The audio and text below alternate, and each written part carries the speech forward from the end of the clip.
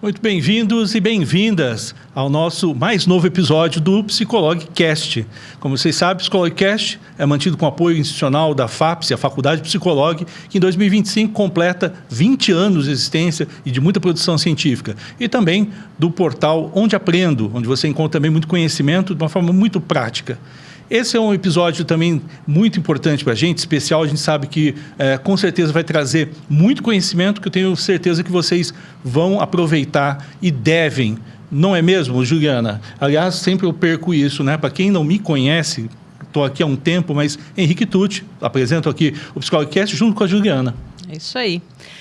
Sejam bem-vindos, então, a mais um episódio do PsicologCast. Eu sou a Juliana Setem e hoje eu tenho o prazer de apresentar para vocês mais um convidado, mais do que especial, né? Que é o Vinícius Guapo. O Vinícius, ele é médico formado pela Universidade Estadual de Londrina.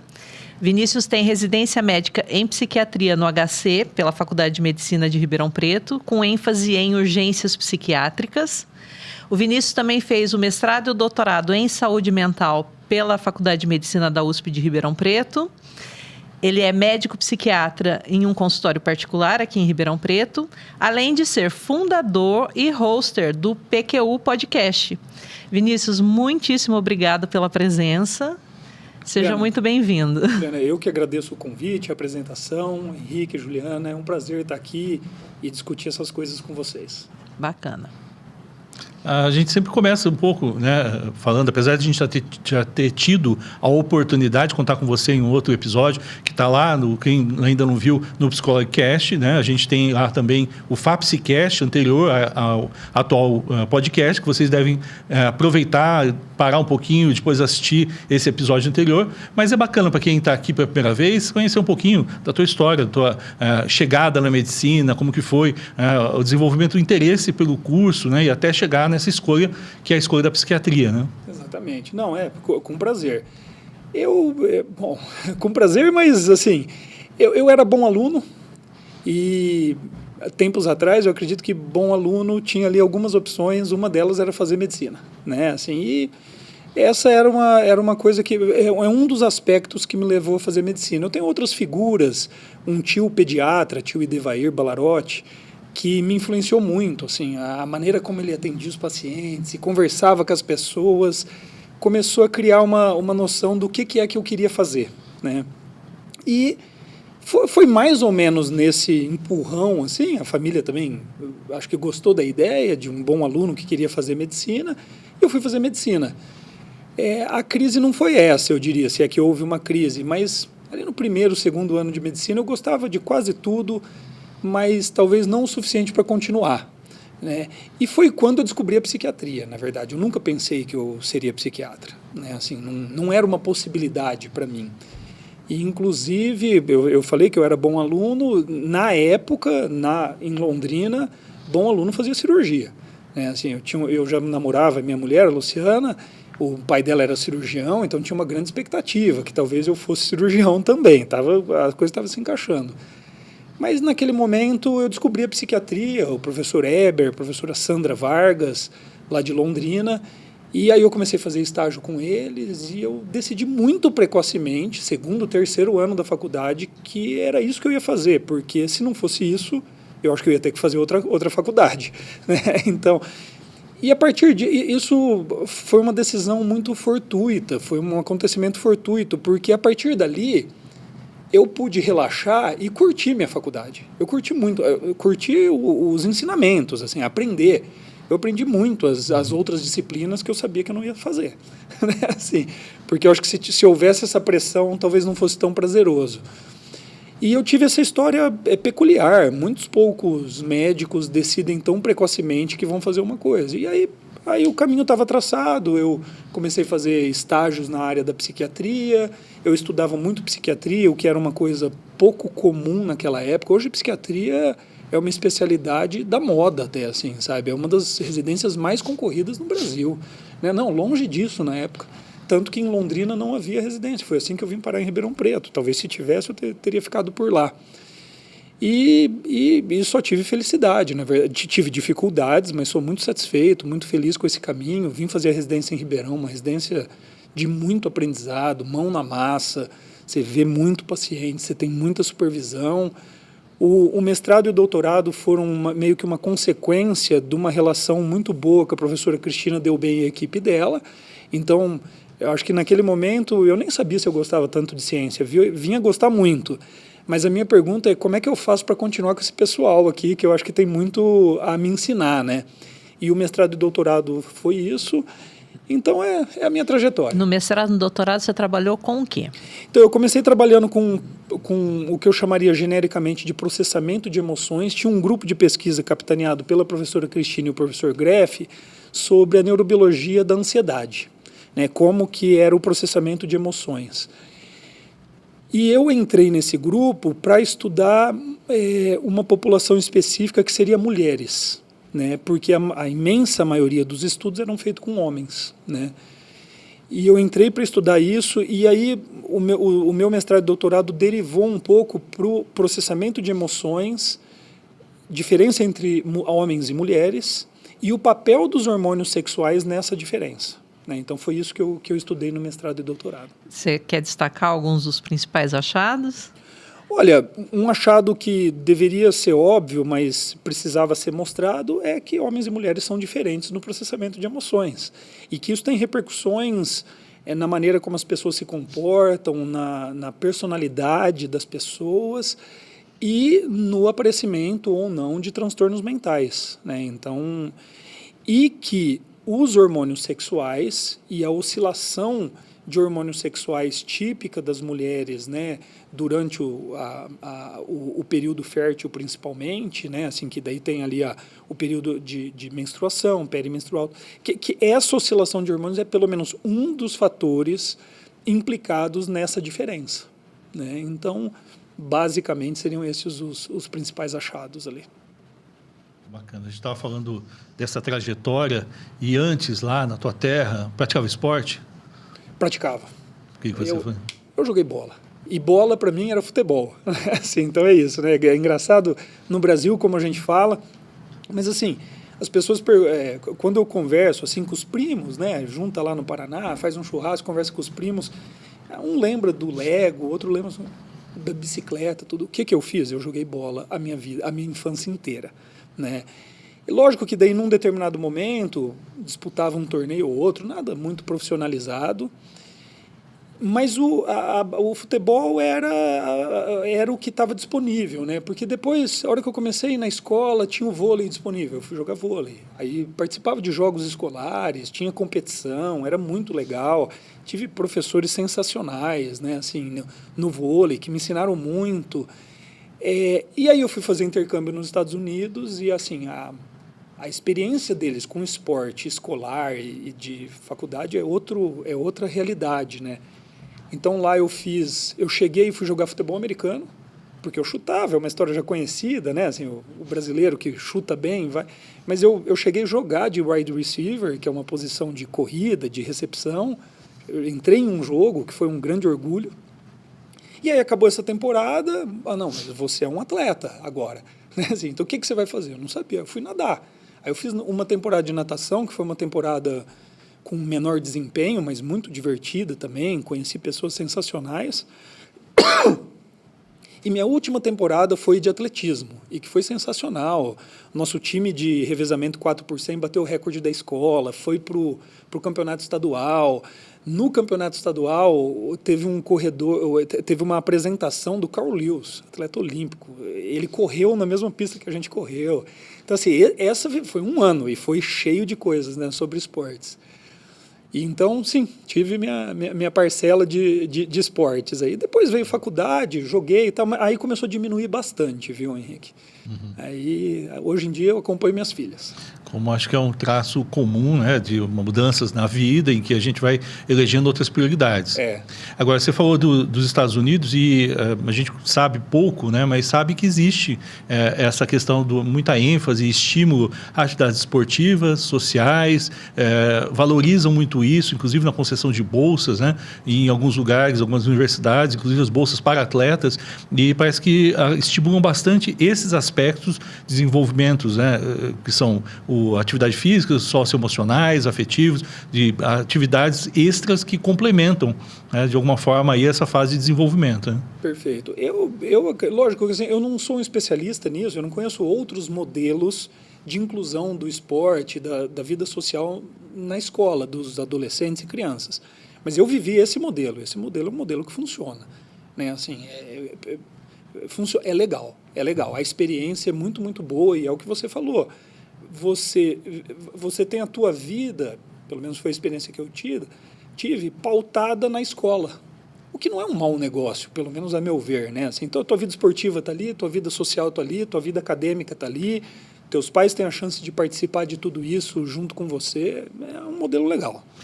Ô Vinícius, e a relação entre atividade esportiva e saúde mental? Porque você é psiquiatra, trabalha na área da saúde mental. Eu diria até um pouco antes. Como a gente já comentou, acho que é interessante para chegar nesse ponto de forma até mais sustentada, talvez até explorar isso. A gente está falando um pouco de escola, de pensar que existe aí uma evolução. Para quem não leu ainda a legenda desse episódio, a gente vai falar de atividade física e saúde mental. E acho que talvez entender essas fases iniciais de neurodesenvolvimento da criança.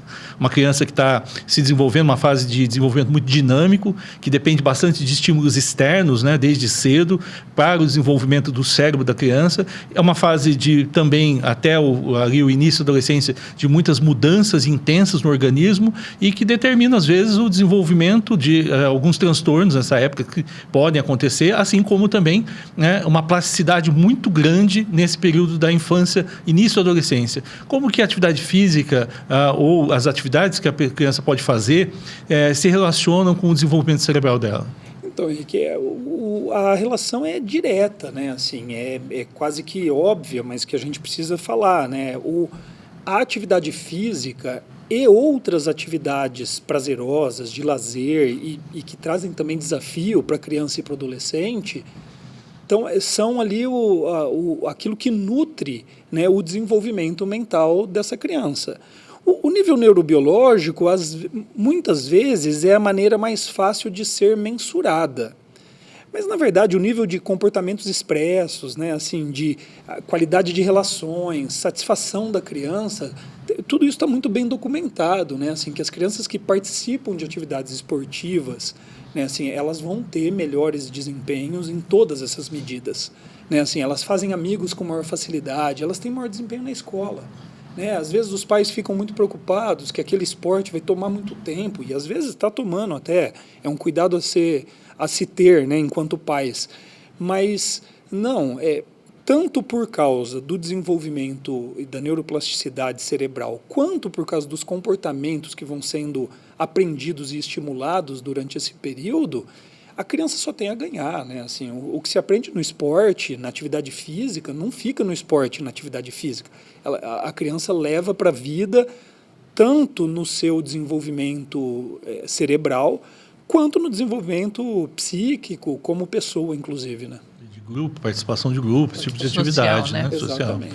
E essa fase marcante da adolescência, em que o cérebro está passando por transformações intensas, talvez o esporte possa ter uma função de reguladora?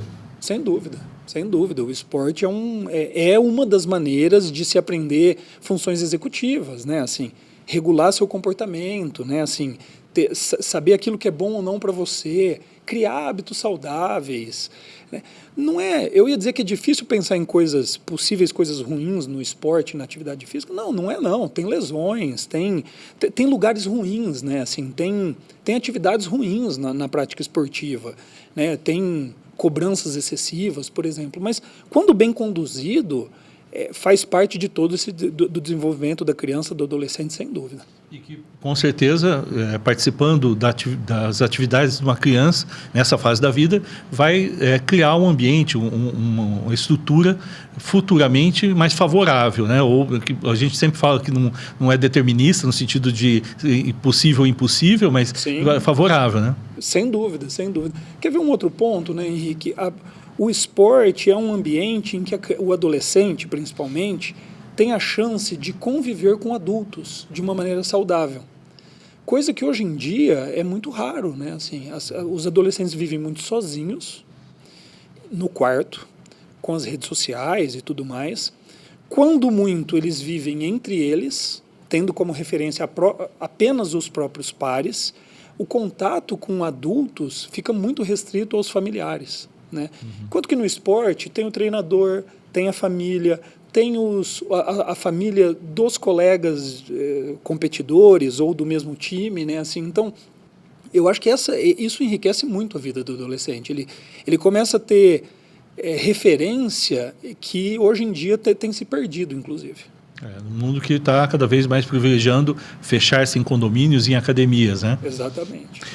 E aí, chegando talvez nessa ideia de a gente começar a pensar, quando há um desenvolvimento na vida adulta que tem, como a gente falou, né, vai mudando o tipo de estímulo que a gente tem, o tipo de cobrança que a vida traz até o início do envelhecimento, e a gente tem que enquadrar aí, né, essa perspectiva de colocar o esporte dentro de uma rotina às vezes complexa, né? Sim. E a gente pode dizer para as pessoas, estimulando as pessoas a pensarem mais nisso, como a Juliana tinha perguntado, a questão da influência aí ao longo do desenvolvimento, principalmente pensando aí na possibilidade das diferenças, né, do exercício aeróbico, de uma musculação para o desenvolvimento do indivíduo, né, o desenvolvimento dele. Então, aí a gente começa a chegar mais próximo, né, de nós aqui como profissionais de saúde mental, né, assim, então, acho que é o que a Juliana já tinha trazido, a gente começa a chegar próximo a orientação, a promoção de saúde através da atividade física, né, e próximo também da possibilidade de melhorar esses sinais de saúde mental e até tratar transtornos psiquiátricos valendo-se da atividade física, da atividade esportiva como uma ferramenta, né? Eu acho que é aí que a gente começa a chegar. E aí é claro que o nível de exigência para nós como profissionais da saúde, para o uso dessas ferramentas, começa a ficar maior, né? Acho que até aqui eu contei um pouco da minha história, do qual é a minha relação com o esporte, de coisas que a gente sabe sobre o neurodesenvolvimento, o desenvolvimento da personalidade. Agora, chega um ponto, quando a gente considera prescrever remédio, seja para um sintoma-alvo, para promoção de saúde ou para o tratamento de um transtorno mental, né, aí a gente começa a ser mais criterioso quanto ao que é que eu estou buscando, né? Assim, o que eu preciso ter da literatura para, de fato, fazer essa indicação com propriedade, né? Então, e é curioso, porque o bom senso vai nos dizer que a atividade física é uma coisa boa, né? Que pode promover saúde mental, pode, então, portanto, tratar transtornos mentais. É muito provável, esse é o bom senso. Porém, os dados começam a ficar um pouco mais conflitantes, às vezes.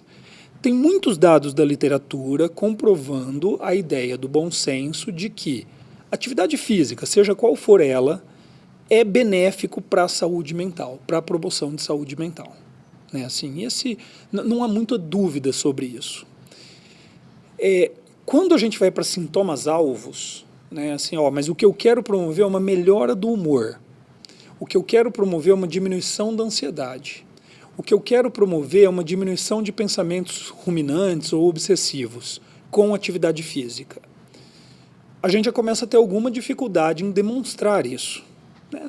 A gente poderia até discutir se isso é um problema do método científico ou do resultado em si, mas as evidências já começam a ficar um pouco escassas, mas eu diria que tendem a dizer que sim, né? A atividade física bem orientada pode promover tudo isso aí. Quando a gente chega no tratamento de transtornos mentais já instalados, aí a dúvida é muito grande, né? Vai ter meta-análises dizendo que sim, né, que é uma ajuda e que é um tratamento, inclusive. Tem gente que proporia até, com esses dados, o tratamento em monoterapia para transtornos mentais, o que eu já acho mais arriscado. Muita gente vai apoiar a ideia de que é um bom adjuvante, mas tem boas meta-análises conduzidas. Quanto mais criteriosa a meta-análise quanto mais restritivo é a coleta de dados para essa meta-análise, começam a aparecer dados mostrando que talvez não tenha esse efeito no transtorno mental. Isso precisa ficar muito claro. Porque uma coisa é melhorar a saúde mental, outra coisa é tratar o transtorno que está instituído, né? Então a gente já começa a ficar muito em dúvida. Alguns poderiam dizer, mas que mal pode fazer, né, assim, atividade física? Olha, eu acho que é pouco, mas pode. Né, uma caminhada, um efeito colateral de uma caminhada é um atropelamento. Assim, então pode acontecer. Menos dramático do que isso, uma lesão que impossibilita você de fazer outras atividades, e a gente poderia pensar, então, tem uma relação de custo-benefício a ser considerada na hora de prescrevermos atividade física para pessoas que nos procuram para melhorar o seu modo de vida, mas principalmente para aqueles que já têm transtornos mentais instituídos. O Vinícius, pensando na depressão, né? Tem alguns estudos mostrando aí uma correlação entre atividade física e diminuição de alguns sintomas da depressão. Então, se você puder começar do início, né? Assim, quais são os principais sintomas da depressão e em quais desses sintomas que os estudos apontam para uma melhora? Isso, perfeito. A depressão, a gente poderia dividir os sintomas principais da depressão em grupamentos, né, de sintomas. Então, tem aqueles grupamentos que são mais na esfera do humor e do afeto. A tristeza predominante, a baixa autoestima, o choro fácil, por exemplo, né? Tem outro grupamento de sintomas que são mais, que eu diria, na esfera cognitiva, a lentificação psicomotora, os pensamentos ruminantes, esses são sintomas mais na esfera cognitiva. Tem sintomas que eu diria, que a gente chama de físicos, essa não é a melhor descrição, mas a piora do sono, diminuição do apetite, é outro grupamento de sintomas. E tem um grupamento de sintomas que é particularmente importante nessa discussão, que são o grupamento da volição e da energia que a pessoa tem. Então, o paciente deprimido, ele tem anedonia, quer dizer, ele perde o prazer na maior parte das coisas corriqueiras que antes ele sentia prazer. Ele tem uma sensação de baixa energia, ele tem apatia, ele tem insegurança na tomada de decisão, porque isso tem a ver com função executiva também. Então, esse grupamento de sintomas na esfera da volição e da percepção da energia que a pessoa tem para as atividades, ele é particularmente importante porque ele parece ser particularmente vulnerável à atividade física. Esse grupamento de sintoma, ele tem algumas características que a gente precisa ir citando para montar esse quebra-cabeça. Eles são sintomas que provavelmente são mediados, eles aparecem por causa de uma má função de áreas do cérebro, como núcleos da base e córtex pré-frontal, que são muito modulados por dopamina. Né? Então, é um grupamento de sintomas que está muito relacionado à dopamina. E é um grupamento de sintomas que está muito vulnerável também à capacidade da pessoa de conseguir sentir prazer, ou pelo menos estimar que ela sentiria prazer com aquela determinada atividade. Então, se a pessoa já está com baixa energia e ela estima que ela vai ter um reforço, uma recompensa muito pequena com aquilo, ela não faz, ela para. E essa é uma característica bem importante da depressão. Esse grupamento de sintomas é o que se mostra mais, eu chamei de vulnerável à atividade física. Né? Então, quando a gente institui atividade física de maneira programada, de maneira segura para um paciente, esses são os sintomas que costumam melhorar mais rapidamente. Muitas vezes também o que acontece é que a gente já instituiu o tratamento, seja com a psicoterapia, a farmacoterapia ou ambos, e tem o residual desse tipo de sintomas. E a hora que a gente coloca a atividade física é a hora que a gente vê a melhora realmente desse residual. Né? E existe pelo menos teses, teorias de como isso pode se dar. Basicamente, atividade física pode diminuir inflamação sistêmica no nosso organismo. Né? E inflamação sistêmica, quanto mais alta for os seus níveis de inflamação sistêmica, mais a sua função dopaminérgica está atacada. E aí a gente começa a montar esse quebra-cabeça. Então, se eu tenho um sistema dopaminérgico pouco funcionante ou funcionando inadequadamente, eu vou ter mais daqueles sintomas num quadro depressivo. E, portanto, a atividade física melhorando esses marcadores, essa atividade inflamatória, melhoraria a função dopaminérgica com resultado clínico, né? Como a atividade física exerce esse papel anti-inflamatório é foco de discussão e multifatorial. Mas tem 2 mecanismos que são citados como os principais, né? Quando a gente faz atividade física, a nossa musculatura libera citocinas e miosinas. E essas citocinas e miosinas têm papel comprovadamente anti-inflamatório sistêmico. Então, esse é um ponto importante. O outro ponto é que é o seguinte, as nossas células gordurosas, elas são, os adipócitos, elas têm papel inflamatório no corpo também. Então, a modulação desses adipócitos que a atividade física vai fazer também contribui para a diminuição da atividade inflamatória e nessa cascata de eventos que vai levar à melhoria. Não é exatamente a perda de peso. Perda de peso é bom por outros motivos, mas não é a perda de peso, é a modulação, é a perda da gordura visceral e a própria, uma diferença na característica mesmo celular do adipócito de quem faz atividade física e de quem não faz atividade física, né? Eu tenho uma dúvida em relação a isso. Quando você recebe um paciente no seu consultório, né, que você vai fazer uma escolha de quais medicamentos que você vai usar, sim, pensando na história dos transtornos depressivos, por perfeito, exemplo. Você fez lá toda uma escolha de medicação a partir de um conjunto de sinais e sintomas que aquele paciente apresenta, tá, né? Você já chegou a mudar a sua escolha farmacêutica, a sua escolha por um psicofármaco, a partir do momento que aquele paciente que não fazia atividade física, ele começa a fazer atividade física e ele tem a redução em determinados conjuntos, determinados sinais e sintomas, por exemplo? Certamente. Certamente. A atividade física é um tratamento a mais para o paciente deprimido. Vamos falar do deprimido, que é o que você...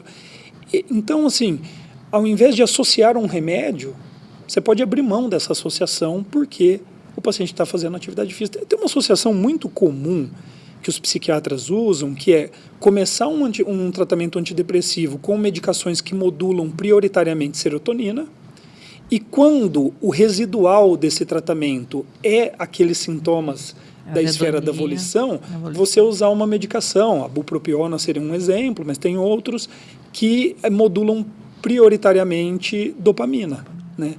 Então, sem dúvida, quando o paciente consegue se engajar numa atividade física, você pode abrir mão desse segundo remédio, o que é sempre benéfico para o paciente, né? Assim, então, sim, muda-se as decisões clínicas a partir disso, né? Sem falar que a própria programação do tratamento, no sentido da duração, da dose que vai chegar, pode ser mudada por causa também de uma boa adesão à atividade física, né? Assim, então, sim. E é interessante pensar também o tipo de atividade física, né? Porque parece que também a questão do tipo de atividade, como a aeróbica, talvez tenha maior efeito sobre neurogênese, sobre aí a endorfinas, e enquanto uma resistida, como a musculação, pode afetar mais a questão da conectividade dos neurônios e talvez aí o eixo HPA. Você percebe que existe uma possibilidade de uma melhor escolha de atividade física de acordo com características de idade e sintomas? Sim. Henrique, eu vou te dar 2 respostas a esse respeito. A primeira é dizendo para você que sim, sempre que possível a gente deve adaptar a atividade física à demanda e possibilidade do paciente, né? Assim, vocês fazem isso no dia a dia de vocês. Você motivar alguém a aderir à atividade física não é algo fácil, né? Então, sim, e isso que você acabou de mencionar, né, o efeito de cada uma das atividades, do tipo de atividade na própria neurobiologia é um dos critérios que deve se levar em conta, sem dúvida. Agora, a outra resposta que eu vou te dar é do prático, né, assim, é tão difícil que está valendo qualquer coisa, às vezes, né, assim, é tão difícil você motivar, ainda mais alguém deprimido, ou muito ansioso, ou sobrecarregado em burnout, por exemplo, né, assim, achar tempo, achar disposição, que muitas vezes a preferência do paciente por uma atividade ou a facilidade com que ele vai conseguir exercer acaba sendo mandatória nessa escolha. Já está valendo. Já está valendo mesmo, sabe? Mas não tenho dúvida que se eu tiver a chance, né, eu escolheria aquilo. A personalização dessa indicação é central, né? Vai até além do que você mencionou. Eu quero propor uma atividade física do tipo ir uma caminhada ou ir à academia, ou eu quero propor um esporte, uma atividade esportiva. É claro que tem vantagens na atividade esportiva, né? Assim, é mais divertido, você conhece pessoas, tem um mundo, né? Tem um mundo do beach tênis, tem um mundo do ciclismo, tem um mundo do hipismo, tem o futebol da quarta-feira, né? Que o pessoal vai lá às vezes para brigar, né? Assim, mas é isso, né? Assim, é claro que tem benefícios da atividade esportiva que a atividade física de outro tipo não inclui. Mas o que é mais possível para o paciente naquele momento? E a gente vai para coisas até mais detalhadas. O esporte é indoor ou outdoor? Não é verdade? Pô, não é à toa que o beach tênis faz... Eu não jogo beach tênis, mas que faz tanto sucesso. Pô, você vai para areia, sol... Né, assim, um jogo democrático, qualquer um que mesmo não sabe muito consegue jogar a bola para o outro lado, né, assim.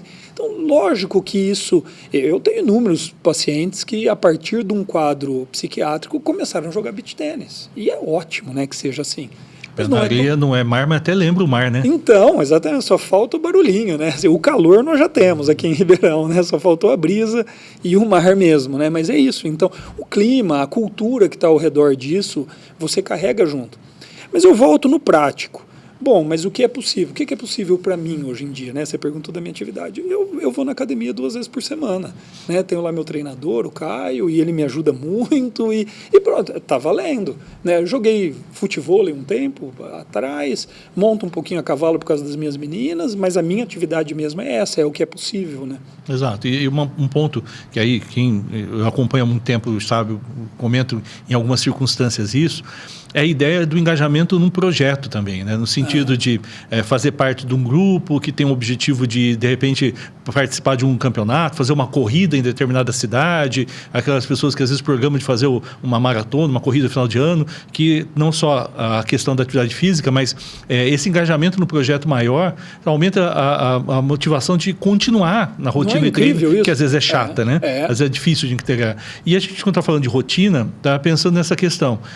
Existe, por exemplo, como a gente falou, até uma tendência muito recente de estimular que as pessoas tenham um aumento da atividade no dia a dia, aumentar a complexidade de, às vezes, parar o carro mais longe, subir escadas, e de ir trazendo o mais próximo possível do dia a dia para tornar isso possível. Existe uma recomendação do mínimo que a gente pode falar em termos de estimulação cardiovascular, CO2, VO2 ou coisa assim?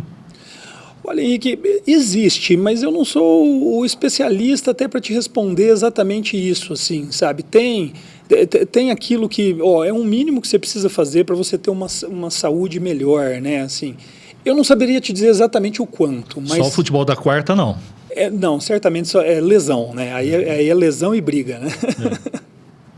Isso é importante, porque eu acho que as pessoas, né, às vezes tem essa questão de quando, principalmente hoje em dia, acho que tem essa predominância da expectativa de resultado rápido. Sim. E talvez até incorram aí um desses fatores de risco que a gente está falando, que é o próprio uso de substâncias como suplementos para tentar rapidamente mudar a condição física e alcançar resultados rápidos.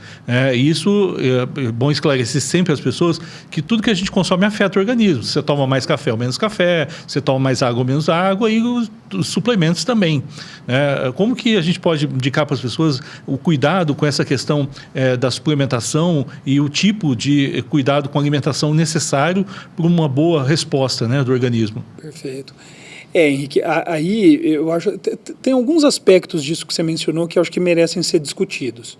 Talvez um bastante importante para nós, profissionais de saúde mental, é qual é o propósito desse negócio, né? Assim, e é fácil você se perder nisso, né? Assim, e daí aí você está buscando muito mais um resultado estético, por exemplo, né, do que o que era o propósito inicial dessa atividade.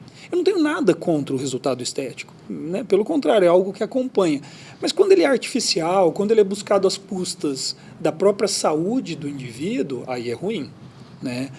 Então, eu voltaria nisso, né? Assim, o propósito pelo qual a pessoa está iniciando, está buscando atividade física, é algo que deve estar bastante claro para a gente enquanto profissional de saúde mental, né? E, portanto, para o próprio paciente.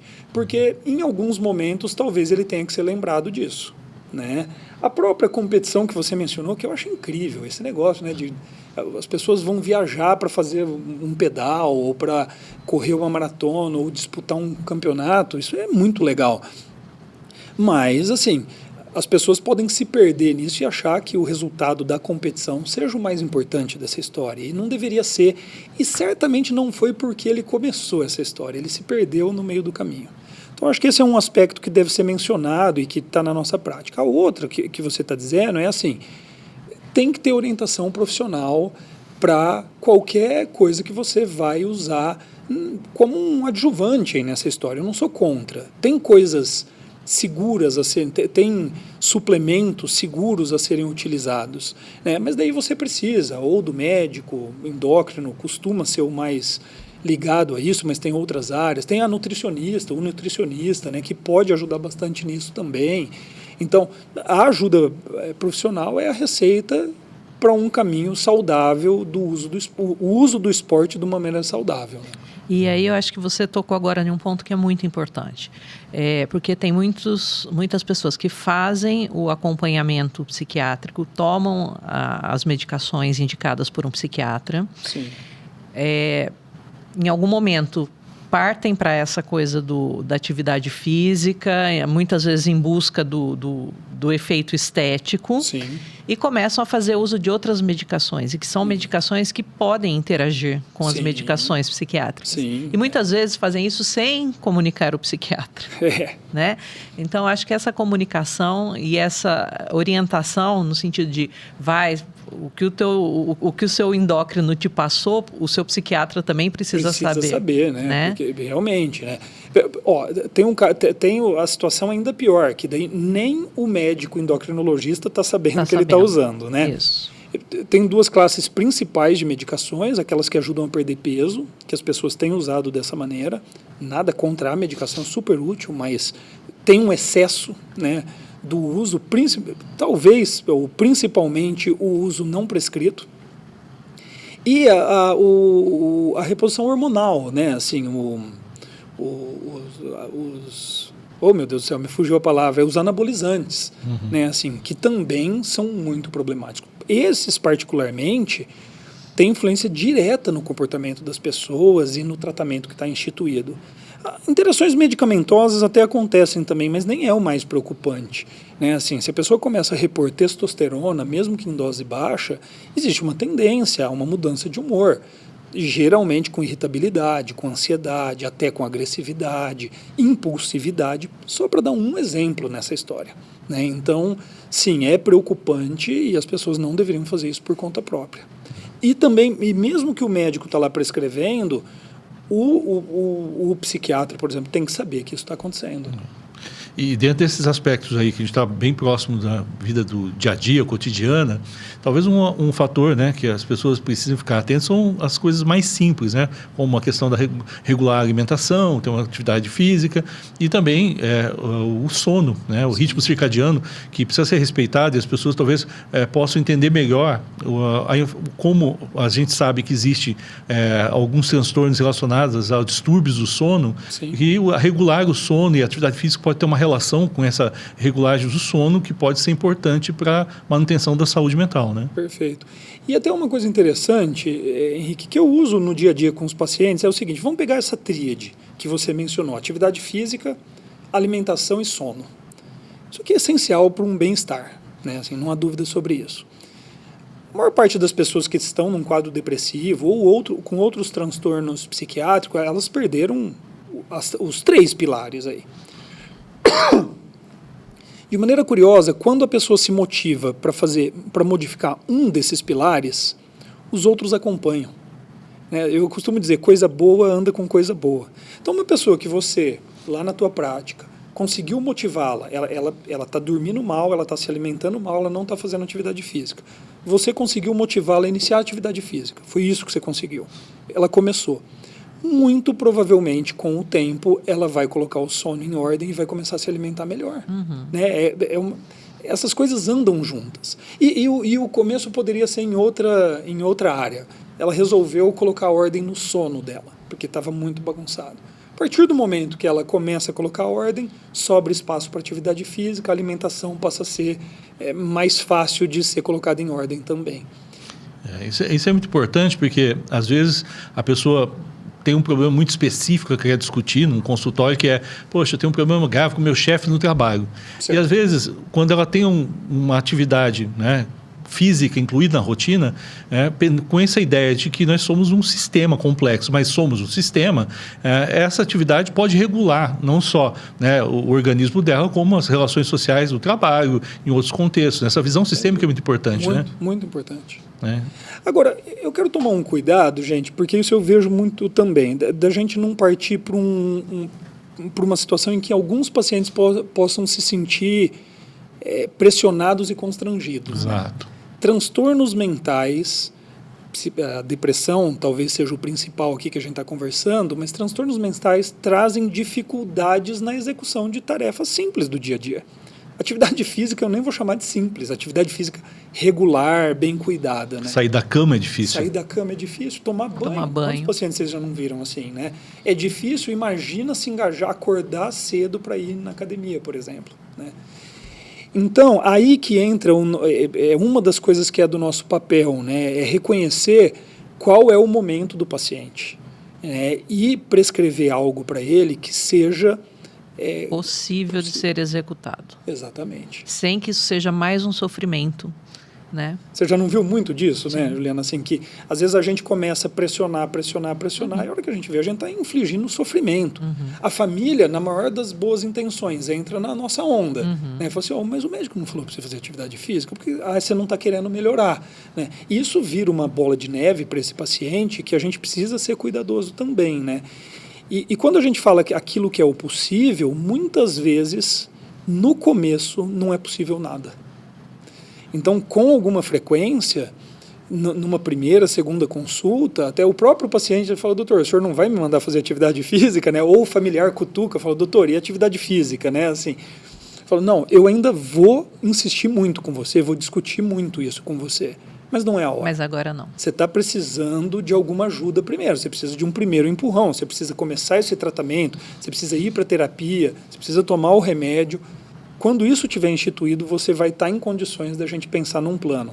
E daí é o que você falou, né, Juliana? Aí é o plano do possível também, né? Qual que é o primeiro passo, o segundo, o terceiro? Bom, eventualmente o cara vai estar disputando o torneio de beach tênis. Que legal, né? Assim, sucesso total no tratamento, né? Mas os primeiros passos são esses e a gente deve ser cuidadoso mesmo, né? Agora eu queria mudar um pouco, né, o foco. A gente está falando de atividade física, nós estamos falando de saúde mental. Eu queria entrar um pouco na questão dos atletas. Sim. Né? A gente vê que muito do que atrapalha, muitas vezes, o desempenho de um atleta de alta performance é justamente uma ansiedade, né? Que ele não consegue administrar. Então, eu queria que você falasse um pouquinho, né? O atleta, então, que é alguém que pratica atividade física praticamente 24 horas por dia, como é que ele pode desenvolver um transtorno mental? Isso. Acho que tem muita coisa para ser dita. Eu vou começar falando algo que possa parecer estranho, contraintuitivo, mas assim, a atividade esportiva de alto desempenho, ela não é saudável.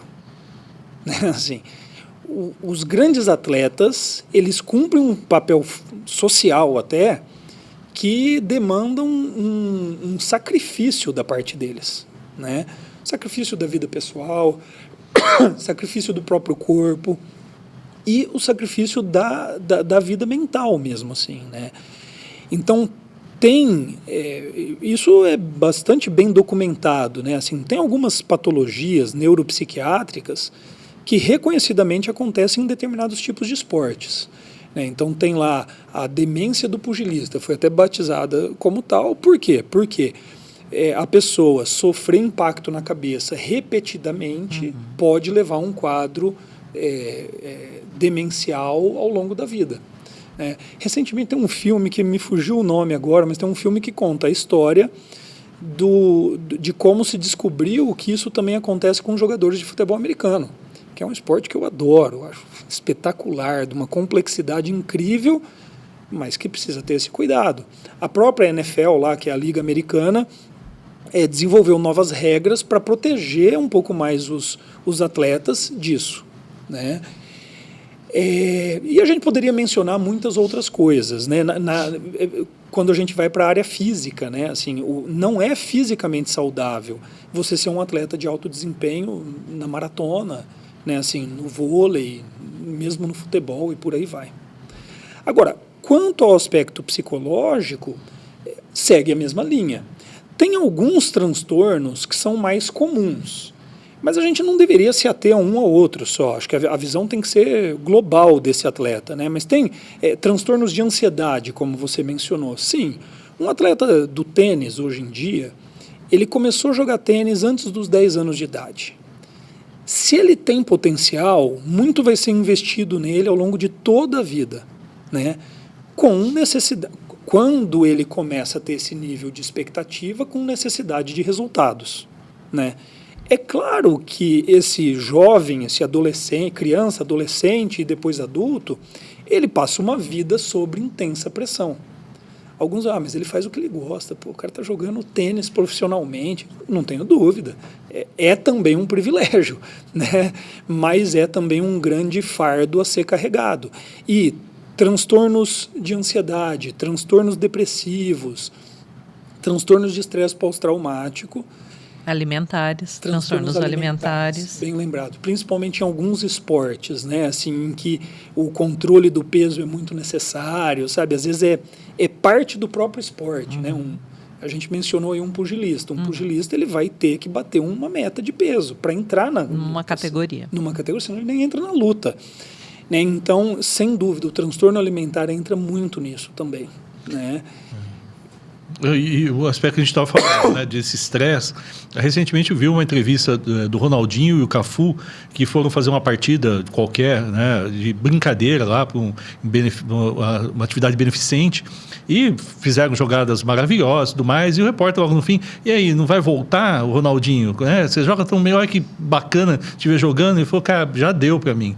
Porque aí o Cafu comentando essa ideia de que é uma rotina extenuante, como a gente falou, né? Todos os jogos depois tem banheira de gelo, fisioterapia, a preocupação de não lesionar para não perder patrocínio, não perder. Então existe uma pressão muito grande e que às vezes as pessoas também confundem, né? Eu brinco, tem um amigo que fala assim, eu sou maratonista.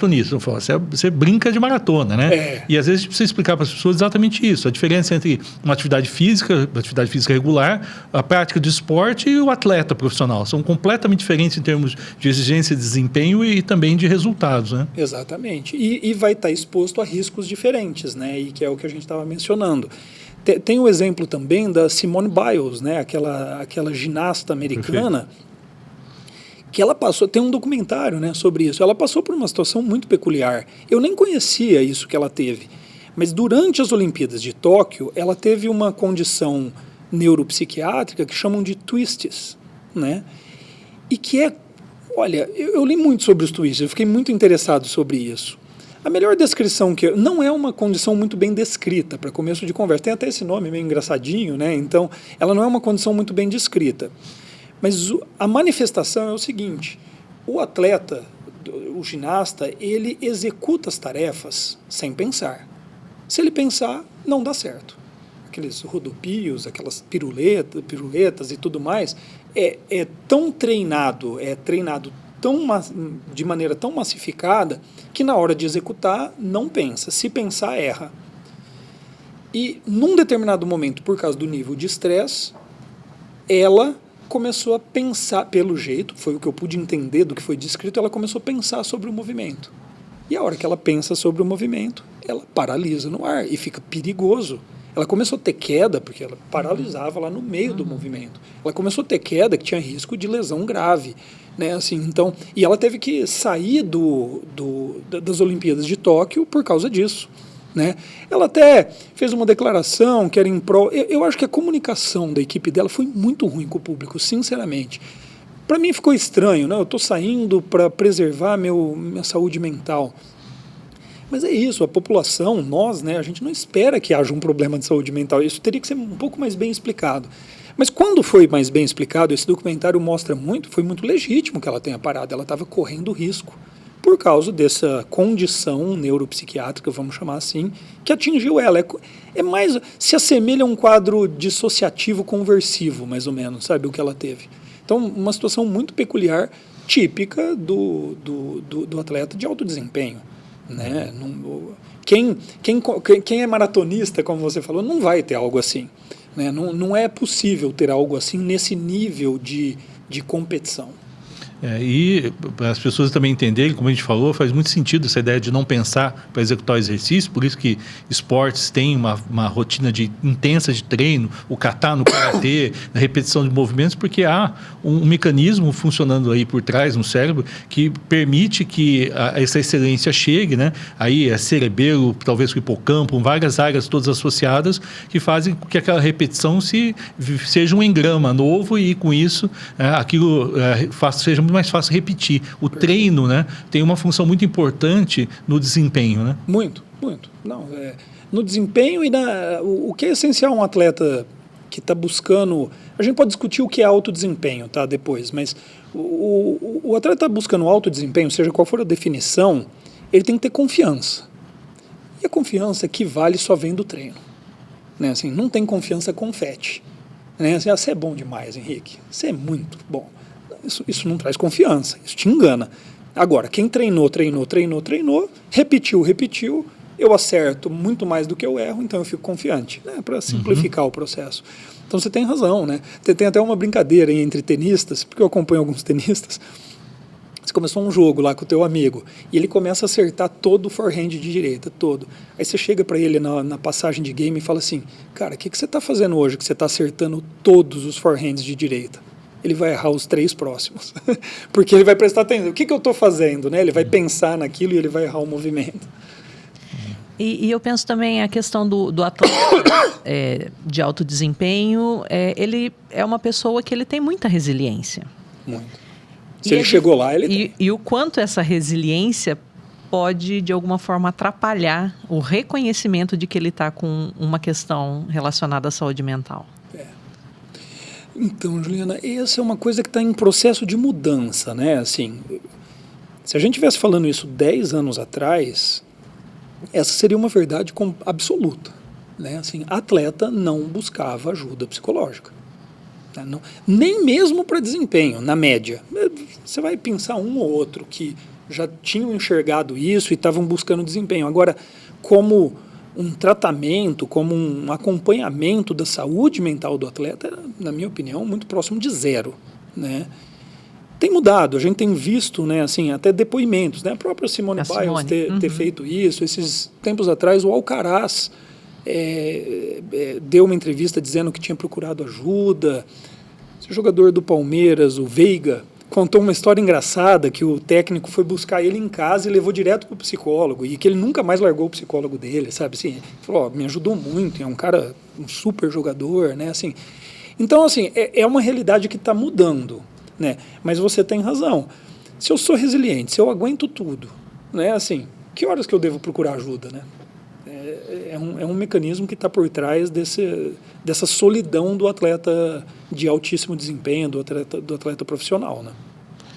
Esse é um fator interessante que a gente está falando, porque pensando em atleta de alto desempenho, a gente pensa na ideia da carreira, uma carreira normalmente curta, porque associa tudo isso, né? Uma história de alto desempenho, de cobrança, mudança orgânica importante, né? De musculatura, assim como também cognitiva. E eu lembro sempre de um atleta, que um dia até a gente tiver a oportunidade de conversar aqui, que é de Ribeirão Preto, que é o Sardinha.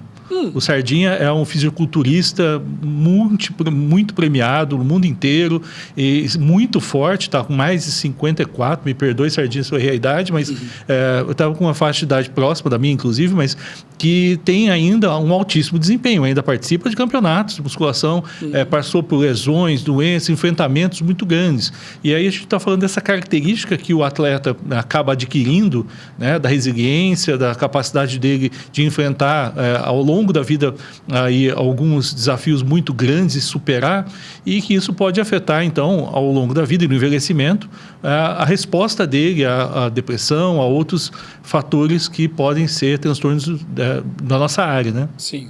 E os dados têm mostrado isso, né? Que profissionais do esporte e ex-profissionais do esporte têm um risco provavelmente aumentado em relação à população geral de transtornos mentais. Então, é meio que o contrário do que a gente leigamente pensava-se, né? Assim, pensava-se que essas pessoas estariam protegidas, né? Mesmo depois. Você vê lá o Ronaldo Fenômeno, que você mencionou, e o Cafu. Os caras são engraçados, bem-sucedidos e tudo mais, né? Você imaginar que um cara desse poderia deprimir, né, ter um quadro de ansiedade, era impensável. Hoje a gente sabe que eles têm um risco maior, provavelmente, do que nós. Né? Então, é uma inversão até mesmo desse conhecimento. E talvez essas características sejam buscadas por executivos, né, nessa questão de desenvolvimento de uma resiliência ou das aptidões, que faz com que talvez pessoas aí do trabalho e trabalho de alto desempenho busquem atividade esportiva para não só conciliar, né, na rotina, mas também para estimular o estilo de trabalho, talvez, de desempenho mais elevado, né? Sem dúvida, né? Porque é isso, né, Henrique? Quando você aprende ou você desenvolve, você treina uma habilidade na esfera mental, é claro que ela não vai ficar só no esporte, né? Então, a pessoa tem e desenvolveu a resiliência, né? Assim, tem e desenvolveu coragem, né? Para um atleta do hipismo, né? Assim, tem que ter coragem ali também. Né? É lógico que essa pessoa não vai ser corajosa ou resiliente apenas no esporte. É claro que ela carrega com ela isso. Né? E quando é uma criança e um adolescente, isso fica muito legal. Né? Assim, você imaginar que o esporte pode estar estimulando essas habilidades nessas crianças e adolescentes. Elas vão ser profissionais do esporte? Não. A resposta mais simples é não. Muitos poucos serão, né? Mas elas vão carregar com elas, para as profissões delas, essas habilidades, e isso é muito enriquecedor, isso é muito legal. Pensando um pouco na questão das crianças e dos adolescentes que praticam essas atividades esportivas, não são apenas as crianças e os adolescentes que estão envolvidos nas atividades, elas diretamente estão ali praticando, mas a gente tem os pais, os cuidadores, todo um arcabouço de outras pessoas que também são envolvidas, né? Como fica o cuidado da saúde mental desses pais, desses atletas?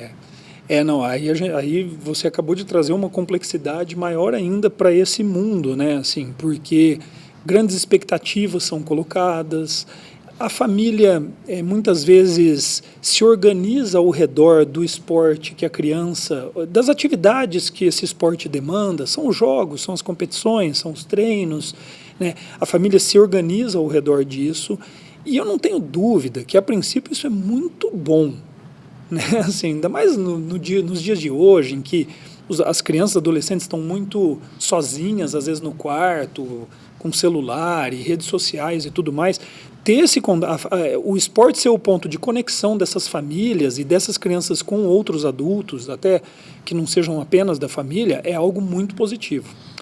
Mas é claro que os adultos dessa história vão ter que abdicar de muitas coisas, né? Porque tem gastos envolvidos nisso, tem tempo envolvido nisso, e eles precisam estar de acordo com isso. Tem que ser uma escolha, realmente, né? E quando a gente vai para as crianças e adolescentes que estão em competições, aí essa complexidade aumenta mais ainda, porque daí começam a ter expectativas, né? Assim, aí começam a ter cobranças, né? O investimento começa a ficar sério, né? Assim, tem pré-adolescentes com equipes com 6, 7 profissionais envolvidos, né, no desempenho desse pré-adolescente, né? Eu não sou contra, mas há de se ter cuidado. Há de se ter muito cuidado. E aí o acompanhamento psicológico fica essencial, né? Para a criança, para a família, né, que está se dedicando tanto a isso. Alguns pais começam a achar que, por estarem investindo muito tempo, muito dinheiro nisso, eles poderiam cobrar essas crianças, né, assim, o resultado dessas crianças, e aí é um caminho muito, muito ruim, né? Então, assim, quando eu começo a acompanhar um atleta, jovem atleta, eu certamente vou acompanhar a família junto, porque essa demanda vai existir.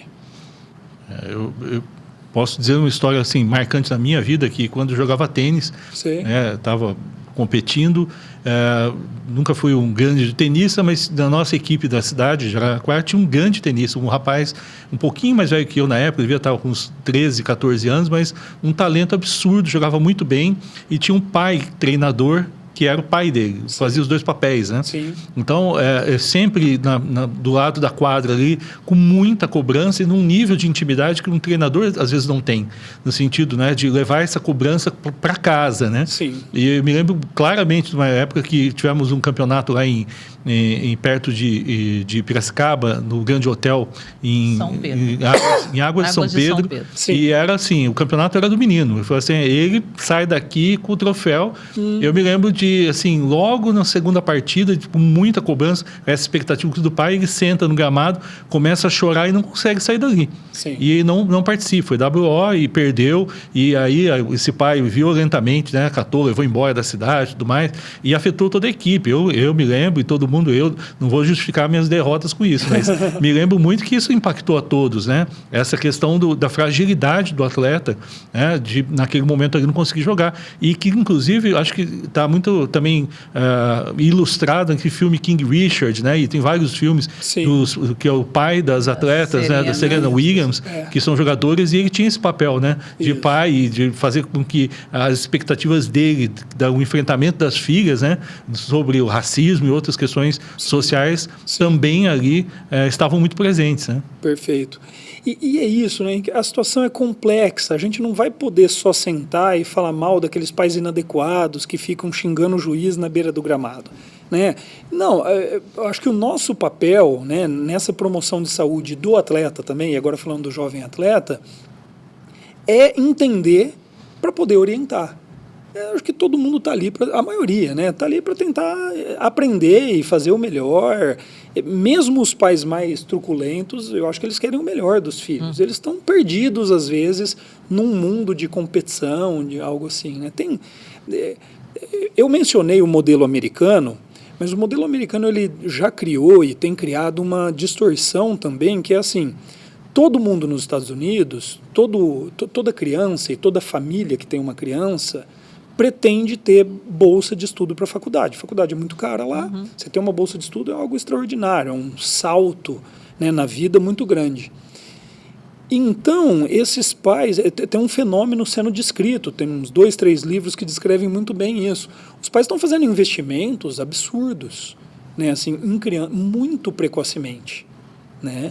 E aí os dados começam a aparecer mostrando o seguinte, olha, para uma criança, adolescente, até uns 14 anos, o esporte precisa ser majoritariamente divertido. Lúdico.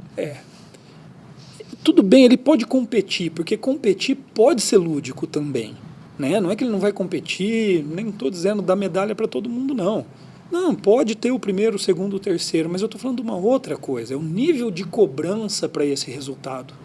Né? Então, e o esporte precisa ser majoritariamente divertido e é contraindicado a hiperespecialização precoce.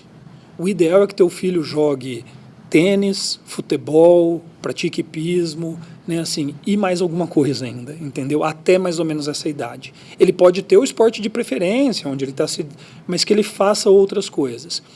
A partir dos 14, 15 anos, já pode se passar a ter um pouco mais de especialização e também os resultados começam a estar relacionados com o desfecho. Por que isso?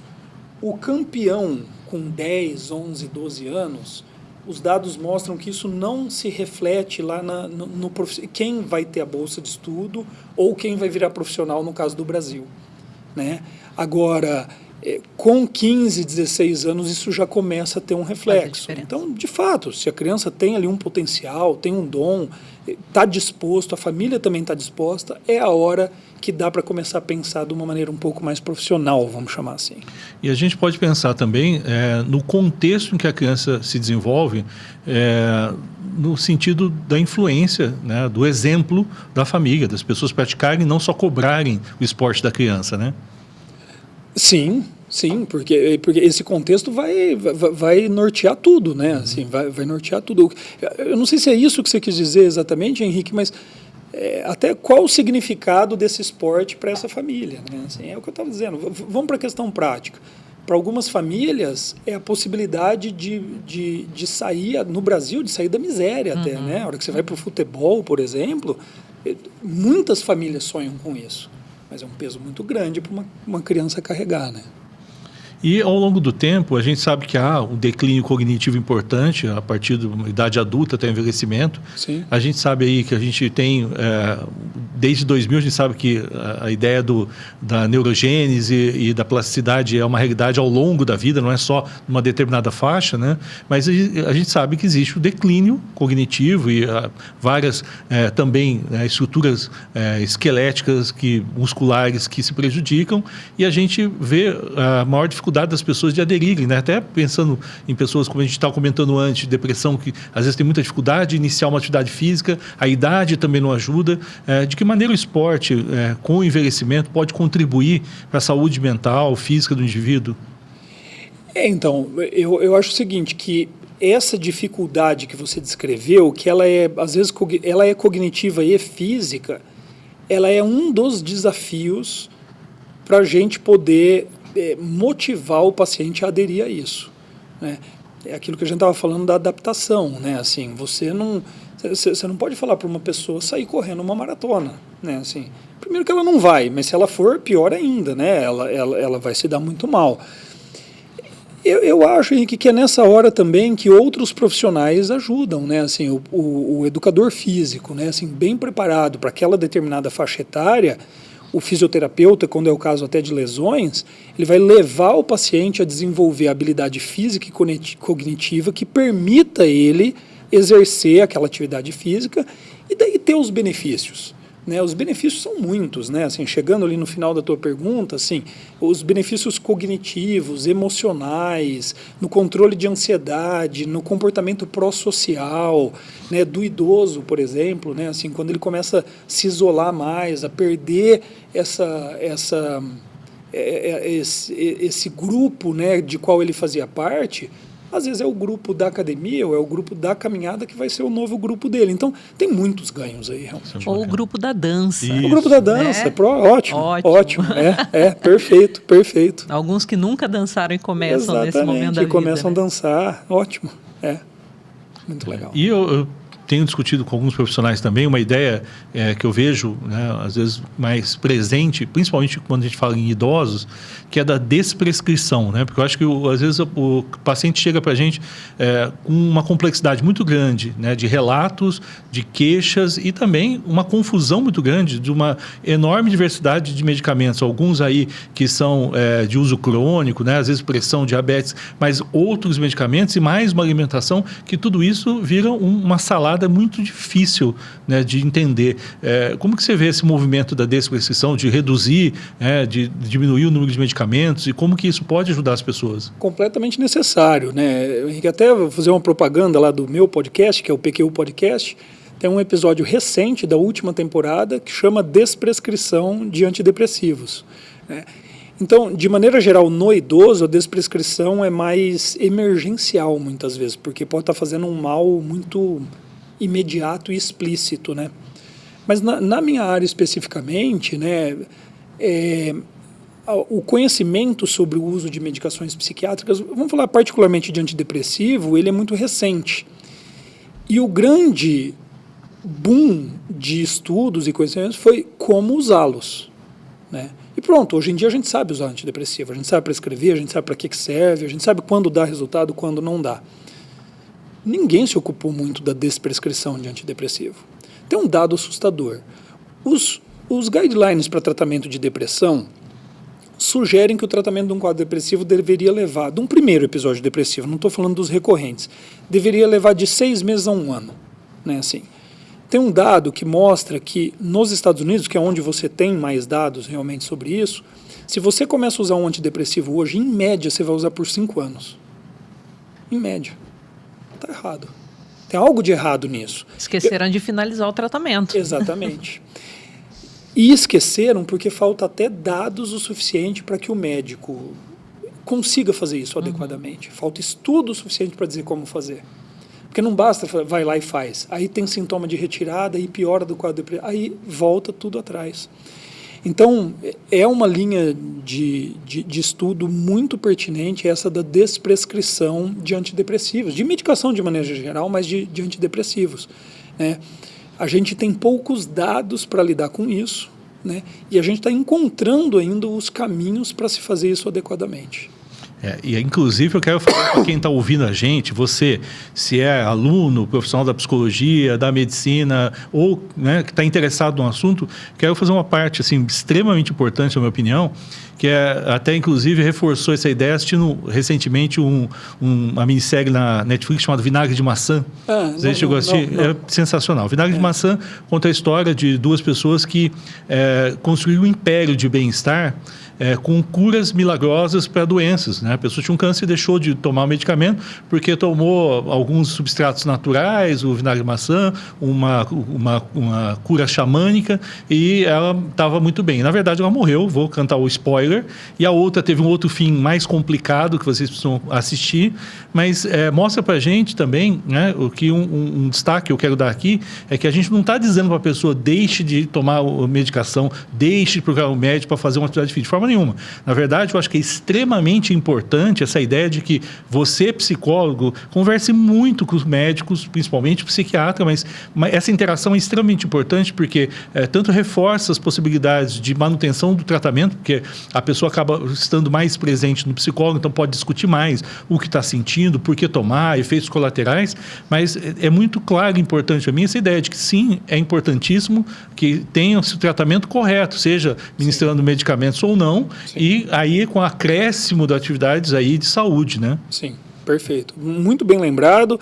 E até para o público geral mesmo, que talvez nos escute, nos assista, que assim, existem sim situações clínicas em que o uso crônico, prolongado da medicação é bem-vindo, né? Estou falando de uma peculiaridade do uso no primeiro episódio depressivo, por exemplo, né, ou no primeiro tratamento para um transtorno de ansiedade, de um transtorno de pânico, em que o mais comum e o mais desejável é que se possa retirar a medicação depois de algo em torno de 6 meses a 1 ano. Mas bem lembrado, Henrique. E aí eu aproveitar a curiosidade, né, já que você está envolvido com atividade equestre, né? E se fala, né, em alguns contextos dessa questão da conexão do atleta com o animal, porque a complexidade maior do esporte talvez seja, inclusive, essa, né? Tem que estar dois bem preparados, né? Quem é o animal, o cavalo e a pessoa, os dois têm que estar muito sintonizados nesse sentido, né? E existe uma complexidade muito grande da questão do treinamento, da questão como a pessoa ali, né, como a gente falou, exaustivamente treina e consegue prever possibilidades que pode acontecer ou não ali nessa relação. Como que você vê um pouco esse esporte? O que você destaca ali de benefícios? Como que você vê a preparação dos atletas para esse esporte? Sim. O esporte equestre, primeiro que assim, eu vou ter que já fazer um disclaimer aqui, desculpa o inglês, é assim, mas é uma paixão. Eu não monto a cavalo, né? Mas a minha esposa montava, minhas filhas vieram montar, então é um esporte pelo qual eu sou apaixonado. E eu acabei conhecendo muito sobre o esporte, acompanhando, fotografando, porque daí eu virei o fotógrafo da trupe, né, assim, da turma lá. E é um esporte com peculiaridades muito específicas, realmente, né, assim. É um esporte que ele demanda a conexão com o animal. É um esporte que a gente poderia chamar de radical, no sentido que existem riscos. Né? Não é de alto risco, eu diria, mas existem riscos, né, em você montar. Mas tem outros esportes que trazem riscos, né, assim, que tem esse desafio. Se você fizer esqui, automobilismo, né, assim, tem também. Mas é o único que você está montado num animal de rebanho, né, que pesa mais ou menos meia tonelada, super sensível a qualquer alteração do ambiente. Né? Assim, então, é um desafio muito, muito grande para esses atletas. E até lembrando, né, a gente tem em Ribeirão também, você falou do Sardinha, a gente tem o Guega, né, assim, 4 Olimpíadas, uma história dentro do hipismo gigantesco, né? E eu converso muito com o Guega, né, sobre isso. Ele me conta as passagens dele e tudo mais. Então, assim, é um esporte que eu gosto muito, pelo qual eu tenho muito respeito, mas você mencionou uma questão específica. Bom, e o cavalo nessa história? O cavalo, eu diria, nesse caso específico, ele é quase que um termômetro do estado mental do atleta. O cavalo vai mostrar para a gente o estado mental do atleta. Se o atleta está calmo, provavelmente seu cavalo vai estar calmo. Claro, tem outros fatores também envolvidos, né? Vamos lá, mas se o atleta está mais ansioso, o cavalo vai estar mais ansioso também. Tem estudos hoje em dia mostrando isso, né? Que o batimento cardíaco do cavalo acompanha o batimento cardíaco do atleta, né? Assim, então, é uma conexão muito peculiar mesmo, né? Assim, e que vai trazer... Então, o controle emocional do atleta do hipismo é particularmente importante por causa disso. Em todo o esporte é. O tenista, para ele dar a raquetada, né, o golpe que vai bater na linha, né, o Ronaldo Fenômeno, que finalizava como ninguém, né, assim, parecia que nem pensava para finalizar, a hora que você via a bola estava lá dentro, né. Todos eles precisam de treinamento e controle mental. Agora, no caso do hipismo, eu acho até que é peculiar por causa disso, porque você está no controle de um animal super sensível a essas alterações, né? E para qualquer atleta, mas eu acompanho muito atleta de hipismo, o maior fator modulador desse desempenho é a confiança, né? Assim, se um atleta precisar desenvolver uma característica apenas, seria confiança. É lógico que resiliência também é muito importante, tem outra, coragem e por aí vai. Mas não é qualquer confiança. Eu mencionei isso rapidamente em outro momento. Eu costumo brincar que tem a confiança raiz e a confiança Nutella, né? A confiança Nutella é a confiança confete. Assim, você é bom demais, nossa, você ganha tudo, você ganha, né? Porque se a confiança vem só do resultado, e daí quando você perder, daí você não tem mais confiança e você vai perder eventualmente, né? Muitos esportes, o hipismo é assim, é um esporte que você sendo o melhor, você vai mais perder do que ganhar, né? O Roger Federer contou esses dias lá, tem um meme, virou meme, ele mais perdeu do que ganhou pontos na vida dele. Acho que partidas é meio a meio, mais ou menos, né? Um dos maiores jogadores de todos os tempos. Então, se a tua confiança é baseada no resultado ou no confete, ela não perdura. A confiança raiz, ela vem de autoconhecimento e treino, né? Assim, autoconhecimento no sentido, qual é o teu propósito, por que você faz isso aqui, o tanto que você faz, quais os valores que você quer levar para o teu esporte, né? Assim, e depois, assim, como que é teu treino, qual que é teu ponto forte, qual que é teu ponto fraco, no que você é bom, no que você é ruim, porque daí você pode maximizar no que você é bom e treinar o que você não é tão bom, né? Assim, e quais são as narrativas internas também. O atleta, ele vive com narrativas internas, né? A gente não vai acabar com isso, ele vai continuar tendo essas narrativas, mas como modular essas narrativas de uma maneira que vai trazer maior satisfação e maior desempenho para ele? Essa é uma boa pergunta. Então, isso que eu chamo autoconhecimento, que eu fui mencionando aí as partes, é o principal, né, para um atleta. Eu estou falando do atleta do hipismo porque é o que eu conheço mais, mas é o principal para o atleta. No topo disso, você pode ter várias técnicas para controlar outros fatores necessários ao desempenho, ao esporte de alto desempenho. Mas se você não tiver esse núcleo bem estabelecido com o atleta, isso não vai adiante. Tem uma passagem que eu conto que é o seguinte: eu estava numa competição e conheço ali muita gente e tal, e um pai chegou para a atleta, a filha, a amazona, e disse o seguinte: confie em si, ele está mais do que certo. Só que eu olhei para essa atleta e a cara dela era mais ou menos assim: quem é si? Em quem é que eu tenho que confiar aqui? Por isso que o trabalho do treinamento mental de atletas está baseado em dizer quem é si, né? Assim, autoconhecimento, propósito, valores, no que você é bom e no que você precisa melhorar, qual que é a tua narrativa, qual que é a tua narrativa interna que está te guiando aqui nesse esporte.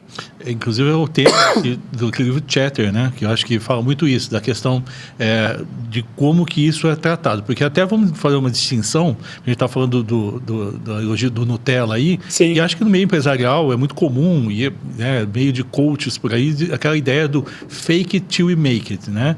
De fingir até que você consegue chegar lá. Sim. Que é esse princípio meio Nutella de que vamos acreditar e aí você chega lá. E na verdade, quando a gente fala nesse diálogo interno, a gente está falando muito mais de um diálogo mesmo que passa mais pelo autocrítico ali, né? Que a gente tem que ser até moderado para que não seja um excesso para o córtex pré-frontal de exigências, né?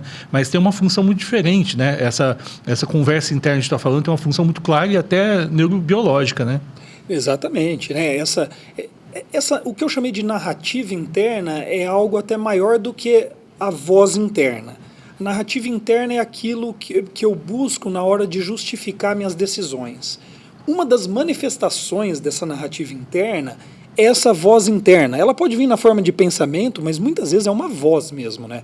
Eu tenho muito essa voz interna. Às vezes eu estou almoçando, minhas meninas brincam comigo. Pai, com quem que você está falando agora? Assim, porque eu estou debatendo alguma coisa, né? O atleta, a atividade esportiva estimula isso. Então, o atleta ele convive com essa voz 100% do tempo. Uma das técnicas para ajudar um atleta é ele aprender a como lidar com essa voz interna. Né? Eu acompanho ainda, mas agora em menor intensidade, um triatleta. Né? Assim, cara, o treino dos triatletas é algo fora, fora do que a gente concebe como humano, para ser sincero, sabe? O tempo que eles ficam correndo, pedalando, nadando, com a cabeça embaixo d'água. Quer dizer, nem estímulo sonoro você tem muito. Você está vendido à sua voz interna, né? Uma das partes mais importantes do treinamento desse triatleta foi o controle da voz interna. Quando ele chegou, ele falava assim: Vinícius, em cada treino, eu avalio, reavalio e tomo decisões que eu nunca vão ser colocadas em prática sobre a minha vida inteira. Eu preciso parar com isso, esse negócio está muito cansativo. Por causa dessa voz interna que acompanhava ele lá. O triatlo é um esporte muito dado a isso, mas em qualquer atividade esportiva, esse chatter, né, que é o livro que você mencionou, essa fala interna vai ter que ser controlada para um melhor desempenho. É uma outra parte de um treinamento mental, realmente. E é muito interessante que, até a gente estava discutindo antes, aquela ideia que uma maneira como alguns atletas, né, realmente lidam com essa questão do treino, da ideia do alter ego, né, dessa criação do alter ego que seria um modelo de performance, né? Isso. Essa história do alter ego é simplesmente sensacional, sabe? Eu não diria que a gente vai conseguir fazer isso com todos os atletas ou todas as pessoas de alto desempenho. Nem todo mundo precisa também da criação de um alter ego. Mas eu acho que é o Todd Herman, se eu não me engano. Todd Herman. É o Todd Herman, né, que é o autor do livro. Esse cara ele descreveu o processo, como ele descobriu isso, de uma maneira muito legal, né? Então ele parte de ciência básica, que é você colocar crianças para resolver problemas cognitivos, né? E se você vestir, e problemas às vezes difíceis, que vão aumentando na sua dificuldade, se você pegar essas mesmas crianças e algumas delas, você vestir elas de Batman, elas vão ficar mais resilientes, elas vão tentar mais e vão conseguir mais, portanto. Então, só para jogar a isca aqui para quem está ouvindo, ele parte dessa ideia e fala assim, bom, mas e se eu levar isso ao extremo, né? O extremo dele, na minha opinião, o caso de maior sucesso dele, ele ajudou o jogador de basquete da NBA, um dos maiores de todos os tempos, o Kobe Bryant, a criar o alter ego Black Mamba, a Mamba Negra. Então, o Kobe Bryant, ele estava tão envolvido com esse alter ego que muitas vezes ele dava entrevistas no papel de Black Mamba. Assim, sabe? Ele falava como tal, não tenho medo de nada, né? Todo mundo tem medo de alguma coisa, exceto talvez a serpente mais mortal de todas, que é a Mamba Negra, né? Então, o Todd Herman participou disso. E no livro dele, ele descreve o papel da criação de um alter ego para um atleta, né? E como eu disse, eu acho que é uma tarefa que deve ser feita com muito cuidado, que pode ter efeitos colaterais, inclusive. Mas quando feito adequadamente, é muito positivo. A pessoa criar uma personagem que simboliza quem é que ele quer levar para a pista, ou para a quadra, ou para o campo. Então, o Kobe Bryant, ele queria levar para a quadra alguém, uma figura que fosse temida pelos outros. Ele queria levar alguém que chutasse, ele precisava melhorar o chute dele de 3 pontos. Né? Então, e a Black Mamba tem o bote mais longo e mais rápido entre todas as cobras, então tinha esse significado também. Ele queria levar para a quadra alguém que não desiste daquela tarefa, e ele queria que tivesse um sentido com a cor preta dele. Né? Assim, então, pronto, o símbolo da Black Mamba era isso. Né? Assim, e foi o que ele levou e ajudou muito. Ele descreve coisas inimagináveis que ele fez, na opinião dele, no livro tem uma autobiografia dele, como Black Mamba. Né? Então o Todd Herman traz isso para nós, para o nosso dia a dia, com o atleta, não do desempenho dele, mas o quanto você criar um símbolo de quem é o atleta que você quer levar para a quadra pode te ajudar a desempenhar da maneira que você pretende desempenhar lá dentro, sabe? É muito interessante, é a cereja do bolo, eu diria, de um treinamento mental, mas é algo muito legal. E eu acho que o mais importante aí, para quem estiver curioso, dar uma busca na internet, a gente está falando do autor aí que discutiu isso realmente em termos de ciência básica. Sim. E aí, quem está a fim de buscar, procura lá o córtex cingulado anterior e a supressão de conflitos emocionais, que está totalmente relacionado com a ideia dessa criação de personagem. Legal. Muito importante isso. E vou falar que todo o hipismo é perigoso. Sim. Principalmente para a Ivana. Um abraço, Ivana, me perdoe até hoje. No começo da faculdade de psicologia, eu fazia o treino no final da tarde, na hípica da cidade de Araraquara. Sei. Só que não tinha, na época, um cavalo. Nunca tive, sim, né? Sim. E não tinha nenhum disponível na hípica. Sim. Aí falou assim, pega aquele lá mesmo que é o que tem. Era um BH, um brasileiro de hipismo, de um cara que treinava de fato, Vixe. fazia o country lá, e eu ia treinar com esse coitado, depois de o coitado ter sofrido o dia inteiro, um cavalo de personalidade forte, que estava ali, né, treinando intensamente, e eu no final do dia vai o chato, moleque, sentar nele lá. E ele tinha o hábito, quando eu tentava trotar, ele encostava na cerca. Sei. Toda vez que ia trotar, ele encostava na cerca e ia me arrancando de cima dele. Toda vez, né? E era difícil, às vezes, de controlar. E numa dessas ocasiões, né, numa galopada, ao final da galopada, eu encontro com a treinadora na minha frente e tomou uma peitada no cavalo, assim, muito forte, a Ivana. Até hoje, eu acho que deve sentir dor por causa disso. Então, tem o risco aí também associado, né? Para terceiros. Tem sim. Com certeza. Tudo bem? Muito bom. Acho que a gente vai precisar marcar um novo episódio, porque que legal. O assunto não termina mesmo. Sim. Né? Foi um prazer imenso, Vinícius, em tê-lo aqui com a gente. Muito obrigada. Juliana, o prazer foi meu. Gostoso. Voou nosso tempo aqui, né? Assim, acho que porque conversamos coisas significativas, relevantes. Foi uma delícia. Obrigado. Obrigado muito por ter disponibilizado tempo com a gente aqui. Vai oficializar que a gente tem um convite para a próxima conversa mesmo, que foi muito bom. Obrigado, Vinícius. Ótimo. E obrigado para você que está acompanhando a gente. E como vocês perceberam, se você acompanhou até agora, viu que é um episódio muito importante, com muito conteúdo. E que você aí, se sabe de alguém que pode se interessar, que está aí numa carreira esportiva, que pode realmente se beneficiar desse conteúdo, encaminha. Né? Também aproveita, né? Não deixa de seguir. Né? Siga nossos canais, marca lá com o sininho, marca o coraçãozinho, comenta, para a plataforma perceber como que o assunto realmente foi relevante. E também a gente vai deixar os links aqui dentro das nossas redes sociais do PQU, não percam, isso é muito importante, um podcast produzido pelo Vinícius, professor Luiz Alberto, professor Vinícius, que vocês devem assistir, acompanhar, né? Tem muito conteúdo que está distribuído, mas principalmente quem é da saúde mental, os psiquiatra que está iniciando, acompanhe. Se você está na residência, isso aí é parte das tuas leituras obrigatórias, é o PQU. Então, acompanhe as redes e sigam o Vinícius, continuem seguindo a gente. E até o próximo episódio.